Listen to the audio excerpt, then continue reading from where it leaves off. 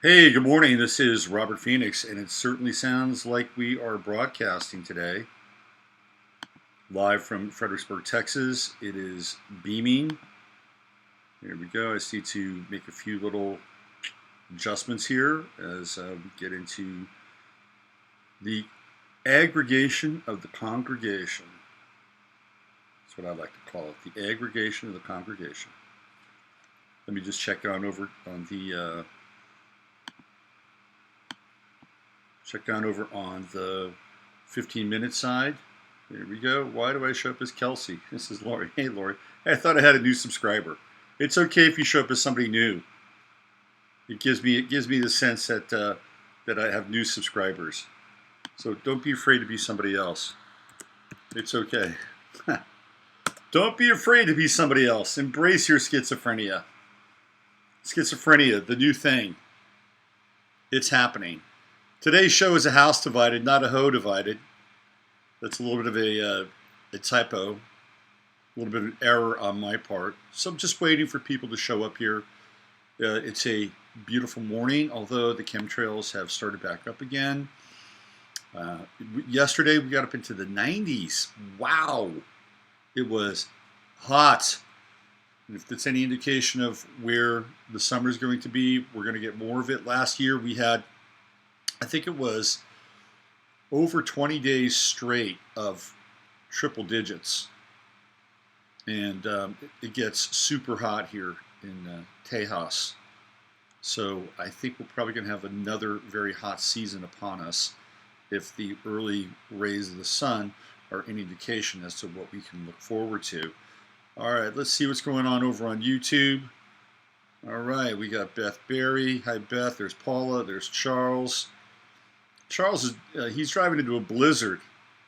There's Ani, Sunshine. Hi, Ani. Nice to see you. So we're just gonna let the forces gather here. Got a good show in store for you today. We're going to be talking about a house divided and what that means and how I'm seeing it in our culture. And today's topic was prompted by a discussion that I had late last night with somebody over on Facebook. This is a listener of the show, so as I begin to talk about what we're going to be going through today, or at least sharing and bringing to the surface, she'll probably know that she was the inspiration for today's show. This is kind of how life works. This is how my life works. I interact with people. I have experiences, and those things are meaningful for me on a number of levels because I get to sense the pulse as to what's happening in the world on a personal level, and then I like to expand it and have a larger topic or larger level of participation with that experience. Just to let you know, last night I hung out with Emily. We did a really great Matrix mashup last night. We went with the psychic driving phenomenon. It's not even a phenomenon. It's actually a practice now that's embedded in our culture, which was started by Donald Ewan Cameron, who is a research scientist at McGill University and one of the people that was responsible for MK Ultra. So we looked at sort of this broad application of psychic driving as it relates to the collective and society as a whole, and the whole Russia, the Russian scandal, the Russian collusion scandal as an element of psychic driving. It's one of a number of psychic driving programs that are currently operating here in this time, in this space. So we get into that. It's a pretty good one. Emily should have it launched today, hopefully, so you'll be able to go over to the Off Planet Radio site and check that out. I lost my privilege to upload to YouTube for about another 6 weeks, I think, and I can't upload it to YouTube. However, I have been uploading some stuff to Vimeo, so I will upload that to Vimeo, and it'll be available on a couple different places. And I know that our tribes and our families are pretty interchangeable, and that there's a lot of sort of migration between a number of different people, or a few different and key sort of nodes and broadcast points. So it won't be hard to find that over on the off-planet channel. So let me just check in with what's going on here. We got a cold front in Miami. Thanks for sharing that, Ani. Steven says, where's my wackadoodle? Justice says, greetings. Okay. Slowly, we're getting to some critical mass here. Let me go on over to the 15 minutes of flame. I really feel like Hermes moving between worlds now. We've got, let's see, okay, I'm showing up as someone new. There's Maury, loud and clear over here. Same at my location, Maury. Good. All seems as if this particular week's turned out to be quite large in terms of energies. There's Ulithison. Good morning. Over on the, let's see. Sterling says, I'm psychic and I drive as well. Also a recluse. Never been arrested for recluse driving. A little humor in the morning. I love it. Humor in the morning is good. Yeah. Well, if you're a psychic driver, maybe you don't have to actually do anything. A real psychic driver just doesn't do anything. Real psychic driving will occur when we have our cars reading our thoughts, right? Our robot cars. The self-driving thing has some real issues ahead of us. It's not the easiest. It's not the easiest equation to deal with. All right, why don't we just get into the show today? Let me do a quick little peek on YouTube. You mentioned Trump's in place. I've been paying attention. The manners do seem slightly different. Yeah, it feels to me like Trump, something's gone on. Something has gone on. I think, I mean, just look at the past. Look at Bush. There was clearly more than one Bush. Bush was segmented out into evil, nasty, mean son of a bitch Bush, and then passive, smiley, pat the ball man on the head Bush. I think there were different versions of Obama. There was one who had like the rivers of Mars in his head, that Obama, and then they had another Obama who didn't have that. So I think that it's quite possible. By the way, you got to pay attention. You got to pay attention to the Camp David visits, okay? And Trump's made a few of them. Let's just put it that way. It's going to kind of get into some of the stuff we're talking about today. The topic of today's show is a house divided. Now, how did I get to this topic? Well, last night over on Facebook, I got into a chat with somebody, and they were lamenting the fact that they didn't have any access to their children nor their grandchildren. And it was heartbreaking for this person. And there were a couple of different factors that were involved. One of the grandchildren was on the kind of the Asperger's spectrum or the autistic spectrum. And this person really wanted to help with the diet, wanted to help with, making sure that this young boy's life is going to be as, how do I say this, rich, healthful, and potentiated as possible. Somebody who's obviously studied the benefit of having the right diet, the intake of the right foods, and supporting a life, even though this life has been greatly challenged at the onset due to the fact that, I'm going to say it, they were vaccinated, okay? Now, clearly there's a great deal of love coming from the grandmother to this person, the young man. However, there's a problem, and the problem is the children. And the children want nothing to do with the mother. Nothing to do with, they don't want anything to do with the mother. The mother has been cut out, the mother has been cut off, and so now she's been, this is a woman, again, I don't know the full story, but mothers generally, by and large, love their kids, want the best for them, and do the best they can to raise them, even if it's under very difficult circumstances, even if there's a separation or a divorce. I don't think that love really goes away. We've got different versions of it now, which, we could dive into that rabbit hole if we want to.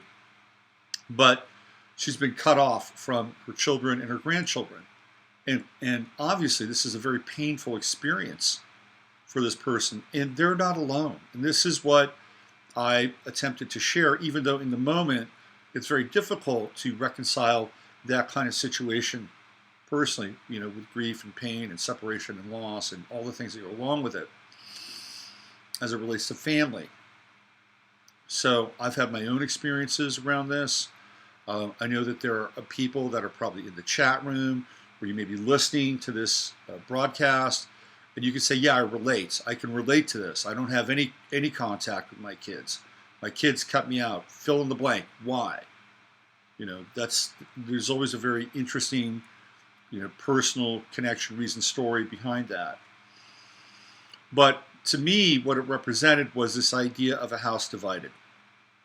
And this is just one kind of component of what a house divided looks like and what a house divided feels like. And we're living in a time of very strong, very powerful, very potent division.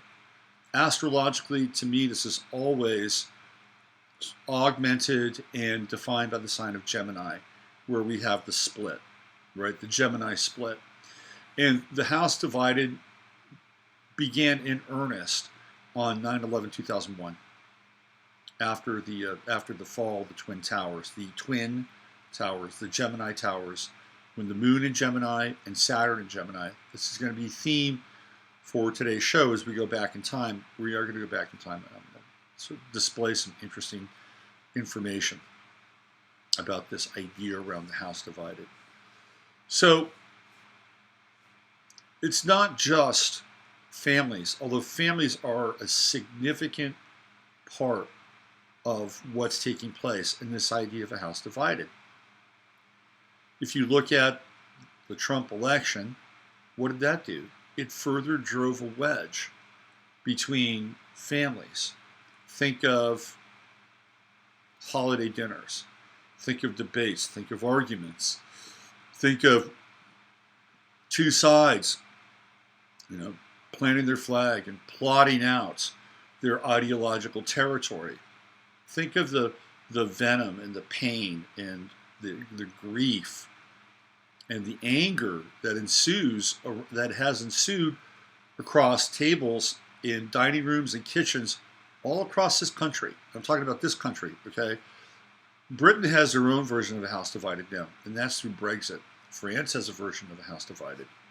That's with the yellow vests and their weekly outings, and the Macron, cracking of heads, which is now taking place.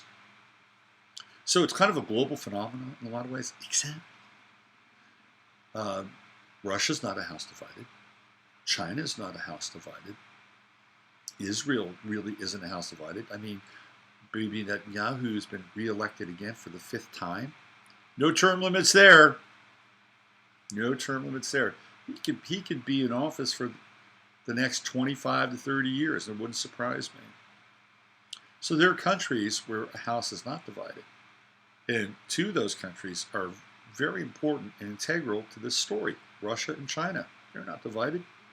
In China, if you decide that you want to, if you want to get off the train, if you want to have that divergent path, what happens?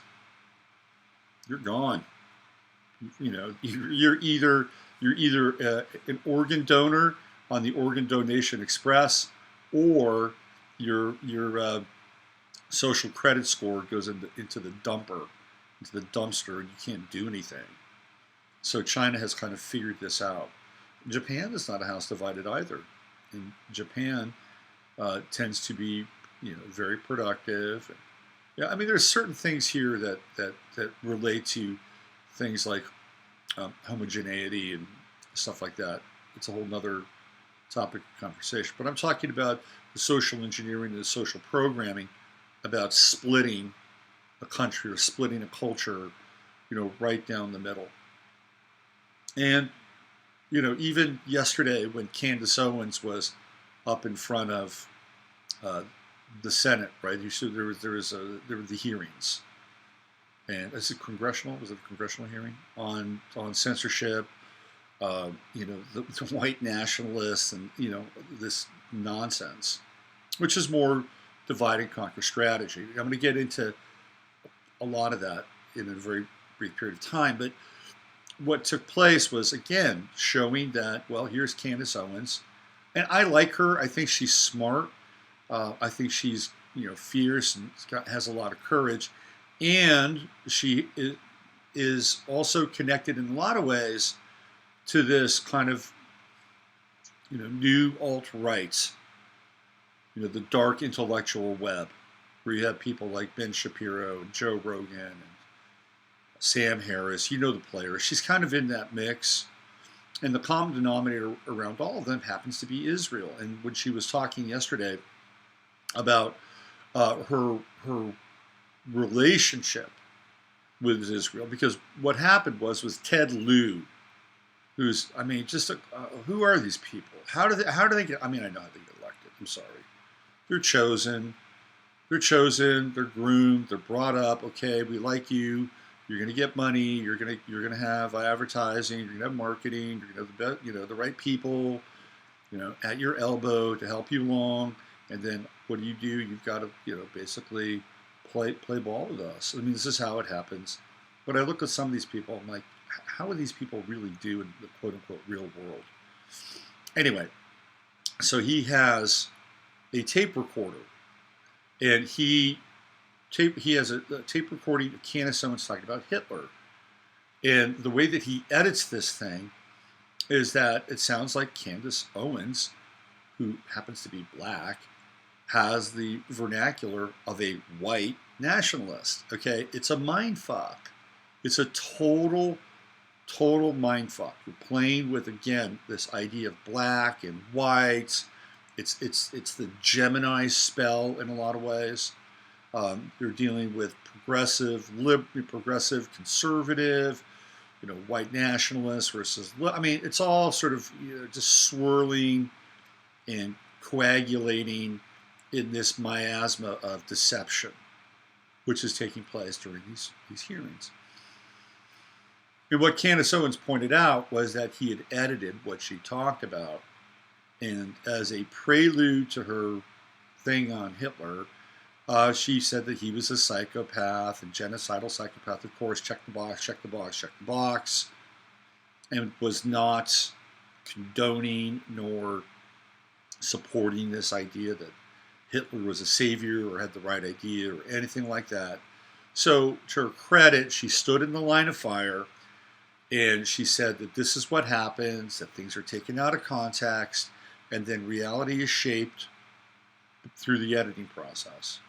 Okay. Now, what she also went on to talk about was how she teaches at a university in Israel, and she has, these bona fides and the street cred, which means how can I be anti-Semitic? How can I be hateful when I have a very strong relationship with the country, with the people there? I have teaching posts there.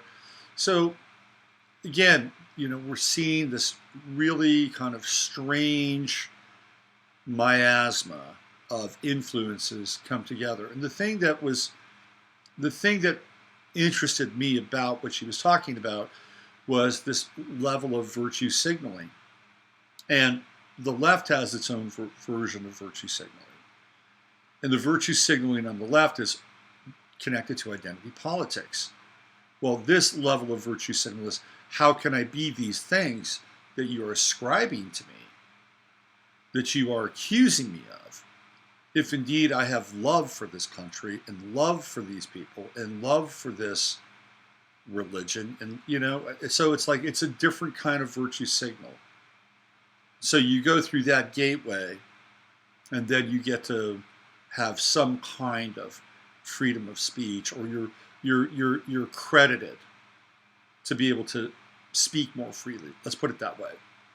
And this is what's happening on this higher level, the level of division between the so-called left and the so-called right, both of whom have their roots roughly the same place. Emily and I talked about this last night.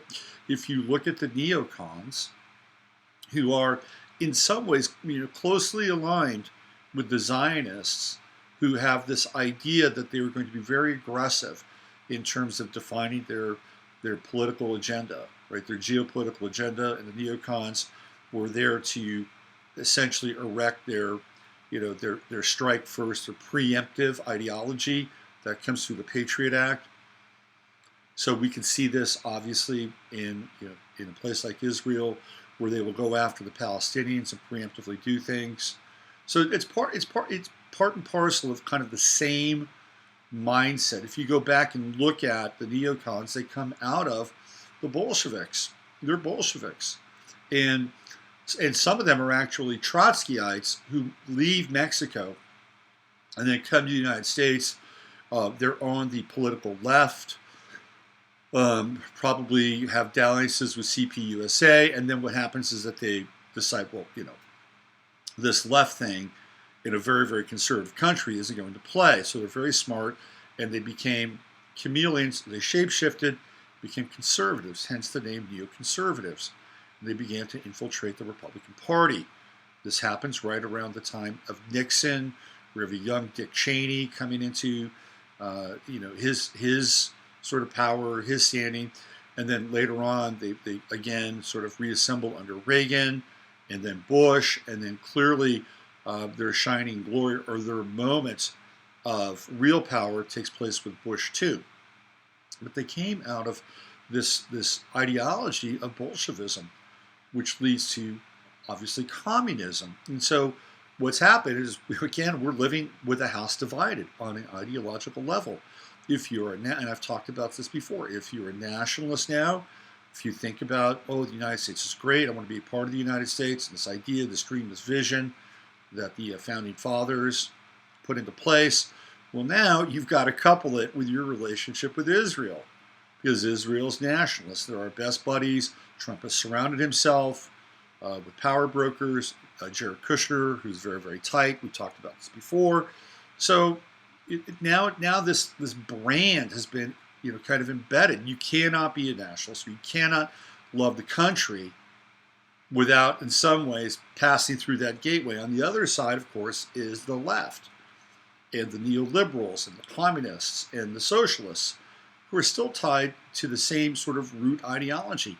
But again, this is the larger version of the house divided. So I wanted to get into this today with the remaining time we have left. Where does the term come from, a house divided? Well, a lot of people believe that it comes from the Civil War, and guess what? They would be correct. It does come from the Civil War. That is true.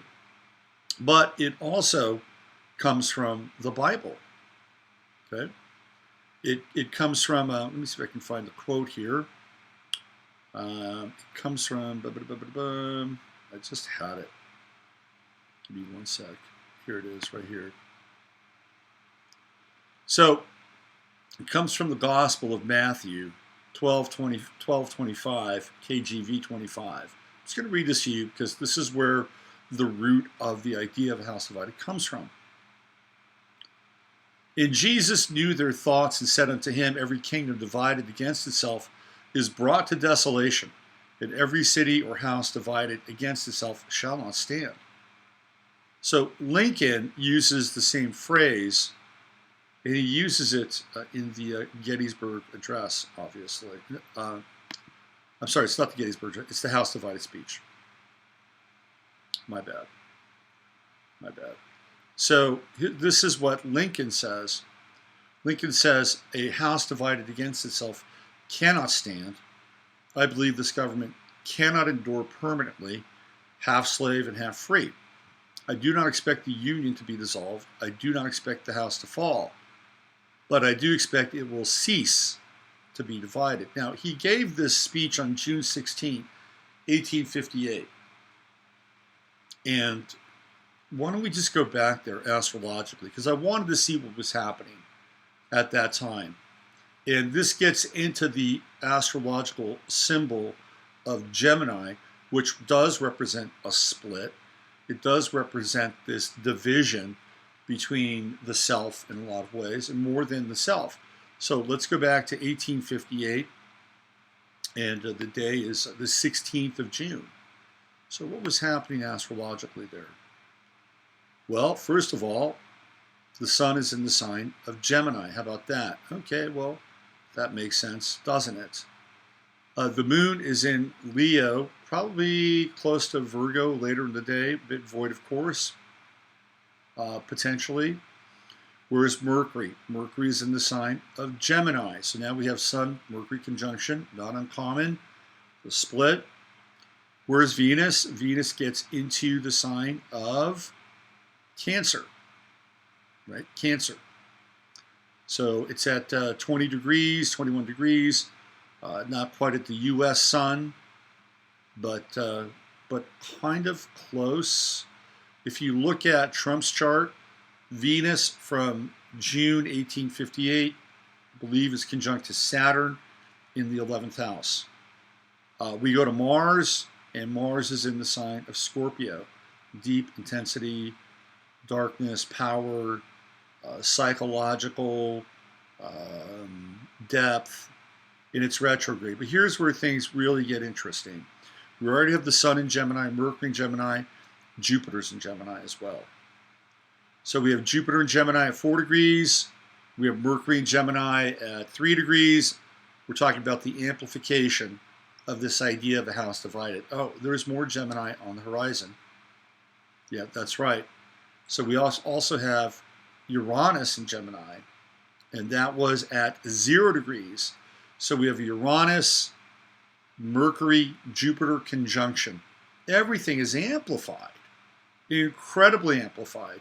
So we have it right there. This idea of the house divided is embedded in the speech because of the preponderance and the prominence of the sign of Gemini at that time. Sun, Mercury, Jupiter, Uranus. How could there not be a house divided? And of course, the Civil War takes place under the banner of Uranus and Gemini.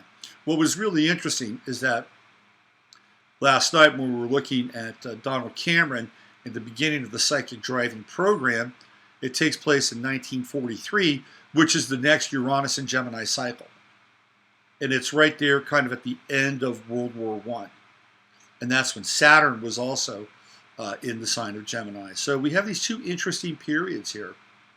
You know, the Civil War, the end of World War I, the beginning of psychic driving, the beginning of the splitting of the psyche, and this cultural, tribal, familial matrix. We're going to get Uranus and Gemini again, and that's going to be happening in 2025. Hold on to your seats. We also have, of course, Saturn in Gemini, which is the fall of the Twin Towers. So Gemini plays a role here, plays a pretty significant role in this idea that a house is divided. Now, there are some people who believe that the United States chart is actually a Gemini rising chart. And there are others who look at the Sibley chart and ascribe a Sagittarius rising to it. I'm more on the Sibley side of things. That's my take on it. But Gemini as a sign is deeply embedded, again, in the construct of this country. The moon is in the sign of Aquarius, and it's in Gemini's house, the third house in the Sibley chart. So there you go. There's another kind of reorientation. But what really spurred this is the fact that we're dealing with a very powerful time in terms of division. And this is one of the things that we talked about last night. And I was thinking about, we're not just dealing anymore with the sort of, household terminology of what division represents, because that one's pretty easy. Left versus white, black versus white, male versus female. Those are all standard definitions of what division means and represents. And what I stumbled onto yesterday is the atomization or the micronization of division, meaning that even within the groups that are divided, there will be and are beginning to take place subdivisions that are becoming manifest. I'll give you an example. If you look at the LGBTQ world, there are starting to be fissures, splits, fractures, and it has to do with the fact that the transgender population seems to have leapfrogged the lesbian and the gay, need and right to be recognized, desired, accepted, loved, etc., etc., etc. So there's some animosity, there's some enmity that's beginning to brew in that world. And you have on the high school level, and you'll see it on the collegiate level, you're going to see, or already seeing, athletes who are male theoretically transitioning to female, and they're participating in events and absolutely crushing women. So now we have the feminists involved, and they're not happy with this. Martina Navratilova was on the record saying this isn't fair. Martina Navratilova being gay, of course, and kind of this model of a strong woman, a feminist. So now we have a house divided over there. So it's a subset, it's a subdivision. Even on the right, let's go to the right, you have the so-called alt-right, the gatekeepers, the Ben Shapiros, the Sam Harrises, the Jordan Petersons, another Gemini, by the way. And so what do we see there? We see subdivisions as well. We see people branching off, splitting off, calling bullshit on them, that they're gatekeepers, that they want to keep the dialogue penned in a certain way so that people don't step outside the box and begin to see something from a different perspective. That's happening. So on the right and the alt-right, there's a split, there's a division taking place, right? So we're looking at the micronization, on, say, the so-called Black American, African American side, there's Blaxit. You have members of that community who are separating out and looking at, well, what have the Democrats done for us lately? We've been punching that card, checking that box, voting that ticket for the last 50 years. Are our lives any better? Are our communities any better? No, they're starting to wake up. So now we have another version of a house divided. And we could just go right down the list. So we're seeing the micronization of this whole idea of a house. There are divisions within divisions now, which I think are interesting to some extent because through contrast, we get to have an opportunity to engage and interact with the so-called other and define our ideas, see if they work, see if there's this litmus of truth that runs through them. That part I don't think is necessarily bad. But the challenge is that we are dividing further and further and further along these lines, which creates a greater sense of confusion. So let's say, for instance, you were woke and you wanted to be on the left. You say, well, this is it. I'm throwing down here. You're even having Democrats on the left talking about this idea of assimilation. That they're not endorsing the ideas of Beto O'Rourke or of Alexandra Ocasio-Cortez. They're not embracing those ideas. So you're seeing even a split there. This is a fascinating time to witness what is taking place, but it certainly does not make us stronger. And when we are divided, the house can fall. And I believe, of course, this is a strategy. This is what's taking place. And it is weakening the collective immunity. Isn't it interesting now that we're dealing with this measles insanity? And again, it's one of these images that pops up around immunity. And this idea that you can somehow mandate immunity. That DiBiase, the mayor of New York, has the audacity and the arrogance to essentially say, we're going to force people to get vaccinated for measles. And what's happening, or people are having measles parties now in New York. Their kids are hanging out, let's get it done, let's get out of the way. But this whole, measles epidemic and the mumps epidemic is symbolic of the collective immunity that's at stake. And it's okay to kind of go through these things because naturally we're going to we're gonna rebound. We're gonna get through it from an internal process, individually, a biological process. But now what happens? The nanny state comes in and wants to mandate our immunity. It's fascinating. Absolutely, to me, it's a fascinating kind of explication of what's taking place on a larger level. That our immunity, which is threatened, is now being exposed. And we are exposed. And we're a country, theoretically, a country that's at risk. Not because we have, an outbreak of measles, but because of the problem, reaction, solution to what's going on with this so-called outbreak of measles. And this symbolic explication of our collective immunity, or the crisis that's theoretically associated with it. So we are at risk. And the whole idea here is to make this place weaker. And it's been going on for a long time. We talk about demoralization. This is a theme we come back to again and again and again. Total setup. It's a total setup so that people feel crappy about their lives. They feel crappy about the fact that their children have rejected them, been turned against them. This house divided.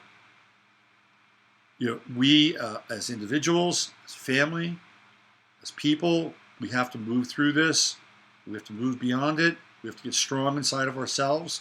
We talked about this yesterday. And this is a theme that comes up again and again, which I like to bring up because this is the front line of where we are. This is how we can stay healthy, how our spiritual immunity, how our psychic immunity, how our physical immunity can be strong.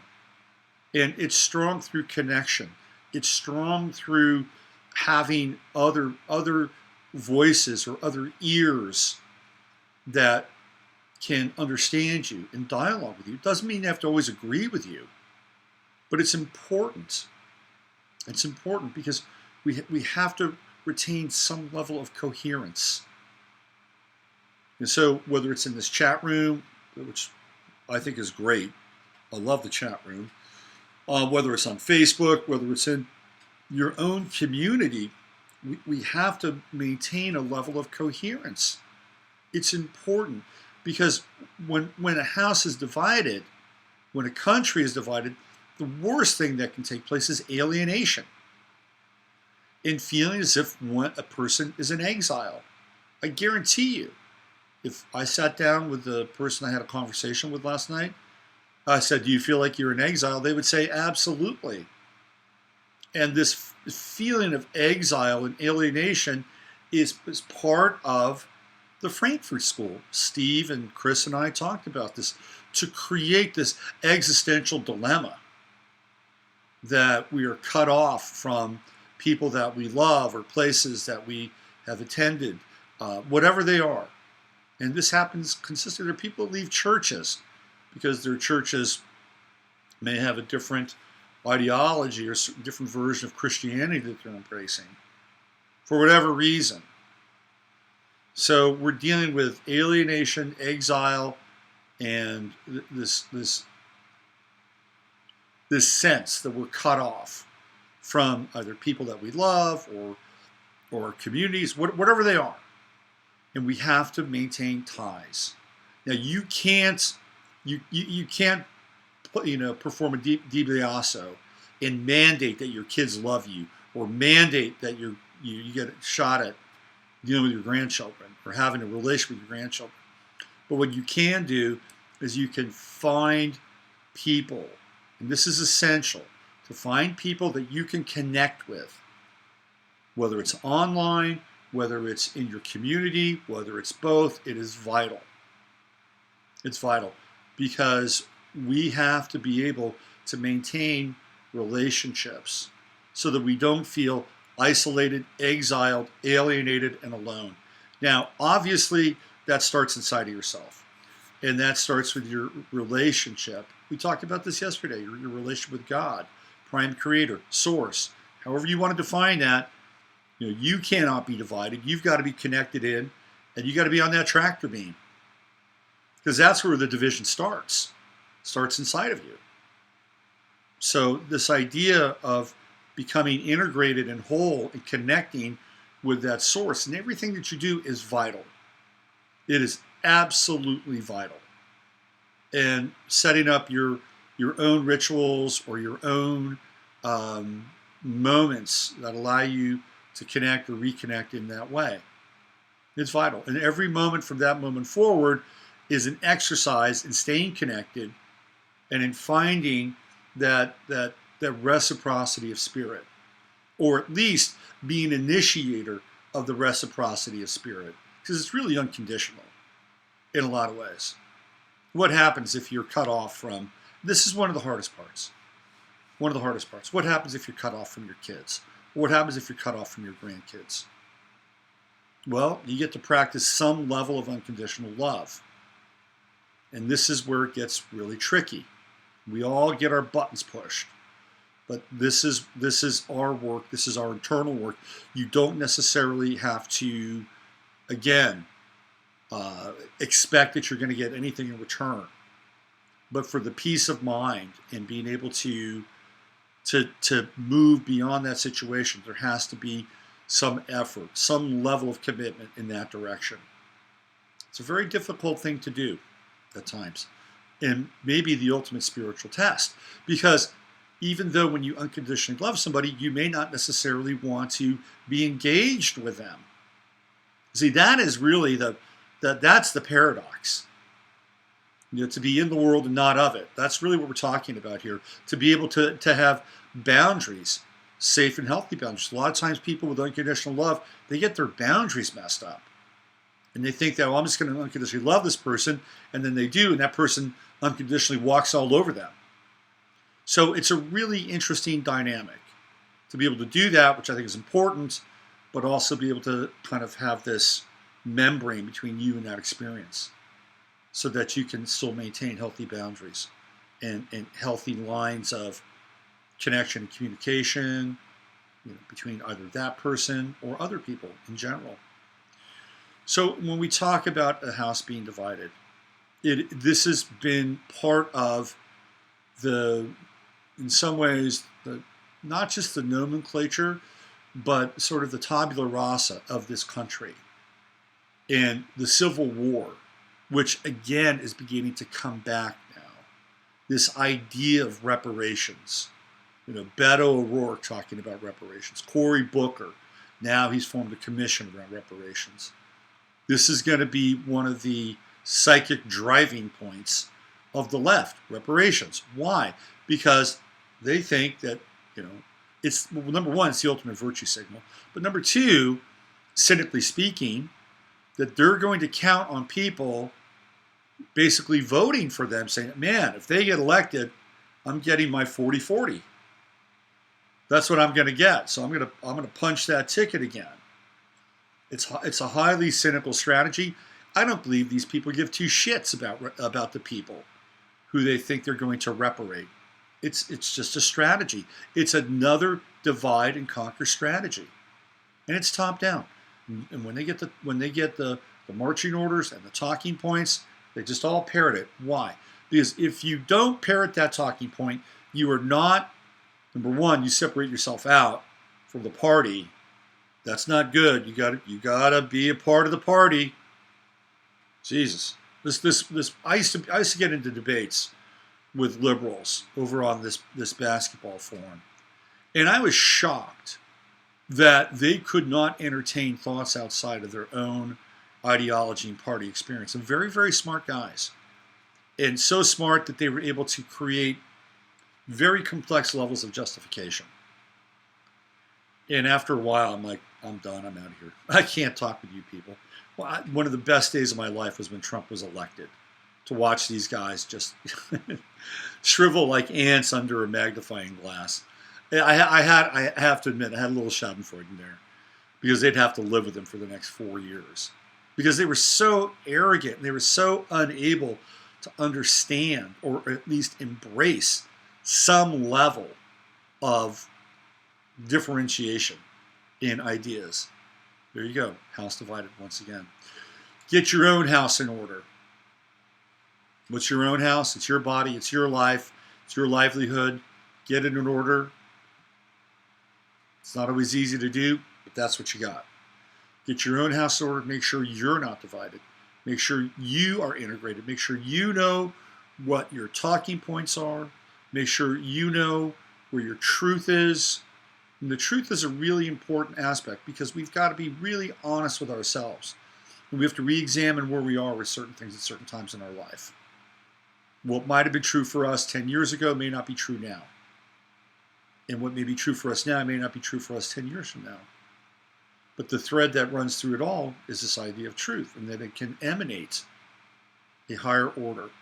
All right, let me check in with you guys. We're winding down here. We've got about 4 minutes left in the show. Let me check in with what's happening over on YouTube. Let's see, we have here Moon and Venus and 11th house, Gemini, blah, blah, blah. What else do we have here? Thank God for your channel. Others like yours, Robert, where we come together, like minds. Yep, unconditional love and boundaries. That's a tough one. A bipolar divided against the self stands quite nicely. Thank you very much. There we go. Embrace your inner schizophrenic. Let's see, what else do we have here? What else? I see the major divide between those who are waking up exponentially and those who are going further and further to sleep. I would agree with that. Shari says, I just remembered something from yesterday's talk. My ex-boyfriend gave his bedroom to the president of the country when he visited Secret Service galore. It's like kissing the ring. Let's see. JMP Love, I have a lot of things to say, but the measles, mumps, rubella vaccine is the vaccine that is in question. When healed properly, can microfractures create a stronger bond? Oh, that's an interesting question. That's a really interesting question. Quite possibly. You know, I was watching a series of shows on the History Channel. It was talking about the expansion west, and one of the more interesting characters was Tecumseh. And Tecumseh saw what was going on with this idea of the United States, which was a very large organizing principle, expansion at that time. That's like a time of heroes. You know, if we're talking about a tourney, that's a first tourney, right? So Tecumseh decided he wanted to start a pan-native, a nation of Indians, a nation of Indian tribes. He was very advanced, and he was doing fairly well at bringing these tribes together. Of course, he had to deal with William Henry Harrison, who was just a mean, evil son of a bitch. But this idea of the microfractures bonding and getting stronger, I think that there could be some validity and truth to that. What do we have here over on the other side? Hi, Chief. Thinking universe, hope it's all time. Peace of mind. Doesn't seem to be a lot. What else do we have? Not much happening over on the 15-minute side. You can say what you like about evil, about the evil. Well, yeah, you can say what we like. It's important, even if sometimes our words are tongue-tied or twisted. I'm going to get on out of here. So, listen, you guys have a great day. Wishing you all the best on this lovely spring day, and hope today's little exploration of a house divided meant something to you. Clearly, it meant something to me, or else I wouldn't be talking about it. So you can find me at robertphoenix.com. Look for the broadcast with Emily. Use your head to discern what's real, your heart to say what's possible. I'm Robert Phoenix, and I'll see you guys tomorrow.